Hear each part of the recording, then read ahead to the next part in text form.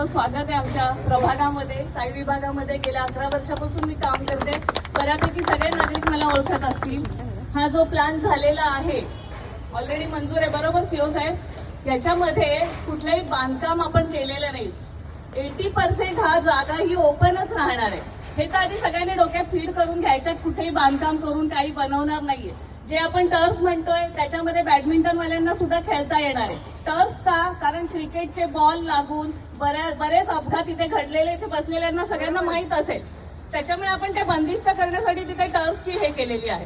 त्यानंतर आपण जेव्हा हा प्लॅन तयार केला तेव्हा इथले सगळे नागरिक, ज्येष्ठ नागरिक यांना बसण्यासाठी जागा, बजुके किंवा एक छोटंसं ऑडिटोरियम, छोटा कार्यक्रम होईल. आणि मी म्हटलं तसं 80% जागा ही रिकामीच राहणार आहे. शाळेच्या विद्यार्थ्यांना पण इथे खेळण्यासाठी जागा अवेलेबल होणार आहे.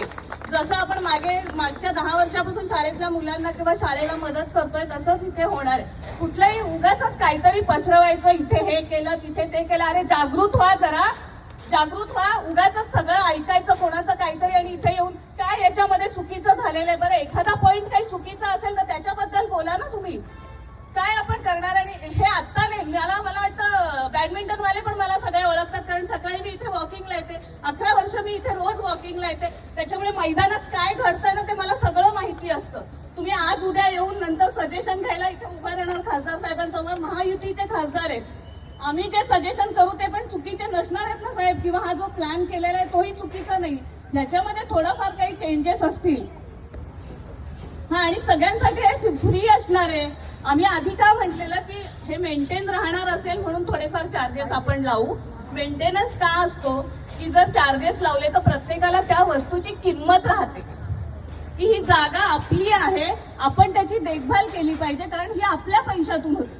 आपला जर नगरपालिकेने पूर्ण त्याचं हे घेतलं की कोणाकडूनही कुठल्याही प्रकारचे इथे चार्जेस आपण स्वीकारले जाणार नाही आणि नगरपालिका पूर्ण त्याचं नियोजन आणि स्वच्छता वगैरे जे काही आहे ते करणार आहे. तर त्याच्यामुळे काही असेल एखादा गोष्ट त्याच्यामध्ये नाही आपल्याला तर आपण सगळे एकत्र बसून ती सोडवूया. कारण शेवटी तुम्ही लोक येणार, आता निघून जाणार, परत पुढे आम्हालाच बघायचंय हे. त्याच्यामुळे काही सजेशन किंवा काही असू दे तुम्हाला, हौसे नवसे गवसे, दुसरं कोण निघून जाणार आहे? कारण इलेक्शन लागल्यावरच सगळे येतात साहेब. कारण ही बोलायची वेळ आली आहे. 11 वर्षापासून आपलेही संबंध आहेत. आम्ही तर कुठला प्रॉब्लेम घेऊन कधी तुमच्याकडे आलो नाहीये. तरी मी ना म्हणजे हे सगळं फ्री असणार आहे आणि याच्यामध्ये एखादा दुसरं कुठलं तुम्हाला पाहिजे असेल ते चेंजेस आपण करूया.